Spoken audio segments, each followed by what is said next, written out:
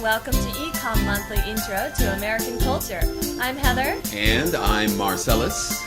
Well, everyone, it's October, and you know what that means. Halloween! Woohoo! Halloween! Marcellus, how do you celebrate Halloween?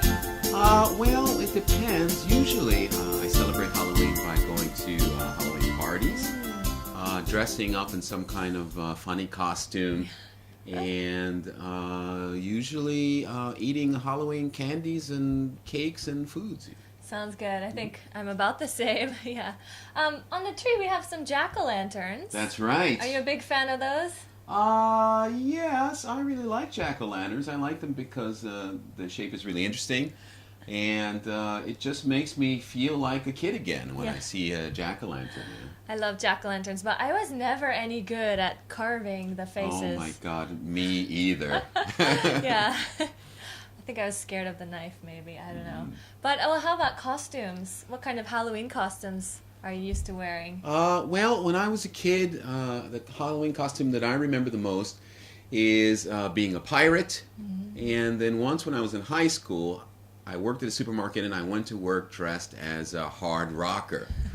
And that was kind of a funny one because I wore a blonde wig and got makeup from the drama department in my high school and changed my skin color, and I was Bon Jovi for a day. Your skin color? That's right. Wow, that's a creative costume, I must say. It was really funny. I think my best costume was Cleopatra. Really? Yeah, my mother made like a black wig and was all jeweled with necklaces, and I was like so sparkly and I felt so beautiful. I'm sure you were lovely, Cleopatra. All right, well, is everyone ready? Yep, let's begin. All right, welcome back. We are in the month of October, and this month's cultural topic is education, and specifically the cost involved in education. Now, related to this, we have three key words. The first key word is scholarship.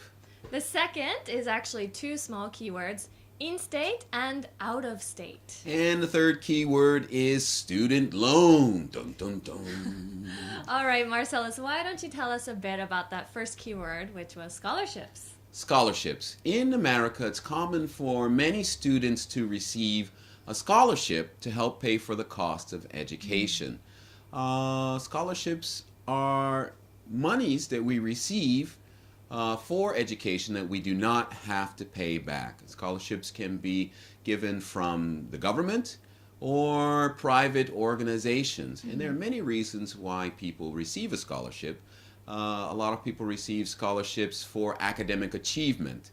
If you study really hard, get really good grades, there are many organizations that will give you money to continue your studies. Another reason for receiving a scholarship is because of economic status. If your family unfortunately doesn't make a lot of money, then there's also government scholarships available and private organizations that will pay you money to go to school. And then finally, scholarships based on ethnic status. In order to create a more balanced academic environment, a lot of organizations will give money to minorities, people of color, American Indians, even immigrants, to help them be able to study. Yeah, but you forgot one. Athletics. Athletics. Oh, yes. I was actually bad at that. That's why I forgot. We like to give money to those students who excel in a sport. That's right. So that our school can have better athletes and we can win our games and stuff. That's right. Yeah, those are big scholarships. And then second keyword. All right, second was in-state or out-of-state. And this is talking about where you live, okay? So if you go to a private school, generally that's just going to be very expensive. No discounts or anything with that, unless you get a scholarship. But if you go to a public school, and usually this is talking about college or university. If you go to a public school and you live in that state for usually more than a year, you can qualify for in-state status. And that means the tuition, the payment, is going to be much lower. But if you live out of the state or in another country, you will be an out-of-state student, and your tuition and payments will be about 3 times higher. Yeah, so usually in-state college costs about $10,000 for 1 year, and an out-of-state student has to pay about $30,000 or $40,000 a year. Crazy, yeah. Yes. So you're really hoping to get a scholarship in that case. That's right. Now, we're talking about, up until now, costs for university, costs for college. Just as a side note, the cost of education for elementary school, if you go to a public school, is free for everyone. Of course, private school requires that you pay. For high school, if you go to private high school like I did, then scholarships are available based on academics, based on sports ability, or based on minority status.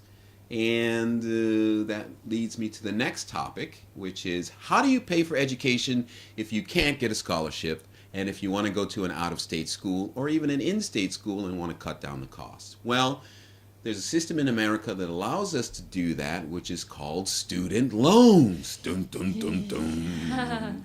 The reason why I make that sound is because student loans give us a huge amount of money to help us cover the costs of education. And then after we graduate, we pay every month a percentage of our income or a set amount so that we cover the costs of those student loans. And on average, I think it takes about 10 years or so. Oh gosh, I don't know. If you become a doctor, you have about, I don't know, more than $100,000 of loans. That's right. So education in America is expensive, but there are many ways to cover the costs. And I hope this was insightful for you. Yeah, that's all for today. That's right. Take care. See you next time. All right, we hope you enjoyed today's cultural topic and seasonal topic. The fall is here and the temperature may be going up and down and doing some crazy things, so take care of your health and keep on studying, and we'll see you next time. Bye-bye. Goodbye.